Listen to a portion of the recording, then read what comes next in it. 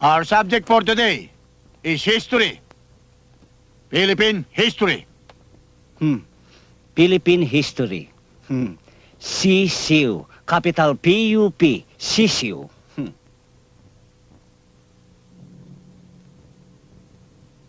Who is the greatest Filipino painter? Ikaw, Tina. Sir, Juan Luna. Good. Sino namuno sa Himagsikan? Lalaban sa mga Kastila? Jennifer.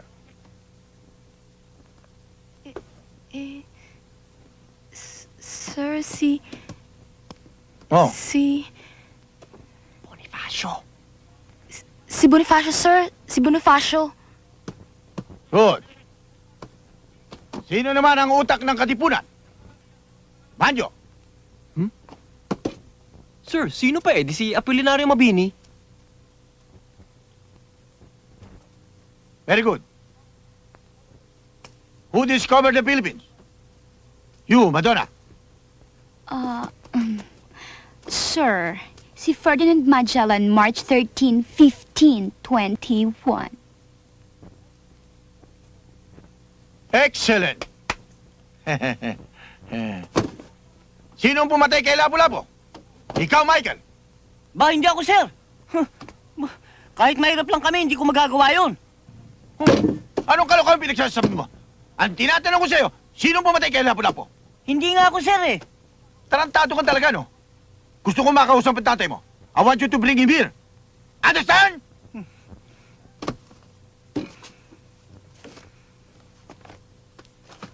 Yes, sir.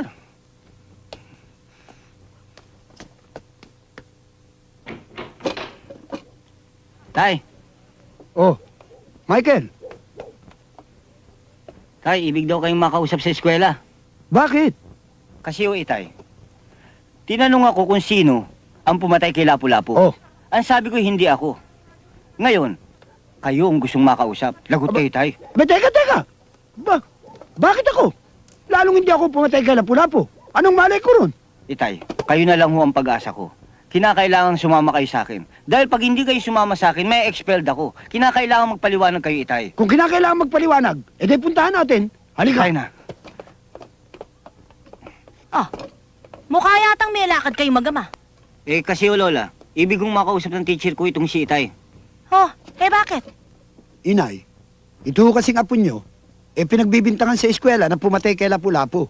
Hindi naman ho siya. Eto nga't nagpapasama para magpaliwanag kami ron. Kung maaari ho sana, inay, sumama na rin kayo para magpaliwanag. Nako! Kayong mag-ama, oo. Nakita nyo nang tinatapos ko ang aking ginaganchilyo. Kung bakit kasi, ayaw nyo pang aminin kung sino sa inyong dalawa ang pumatay. Sir, ito na ho tatay ko. Ano ho bang may paglilingkod ko sa inyo? Anong may paglilingkod? Kayo ang nagpatawag sa akin eh. Pinatawag? Sir, ako nagpatawag. Oo nga ho, Mr. Principal. Pinagbibintangan kami na kami raw ang pumatay kay Lapu-Lapu. Kahit tingnan ninyo ang lahat ng police record, malinis kami. Wala pa kaming napapatay. Ngayon, kung ipagpipilitan ninyo na kami ang pumatay kay Lapu-Lapu, baka ngayon lang kami makapatay ng tao. And you will have a dangerous life.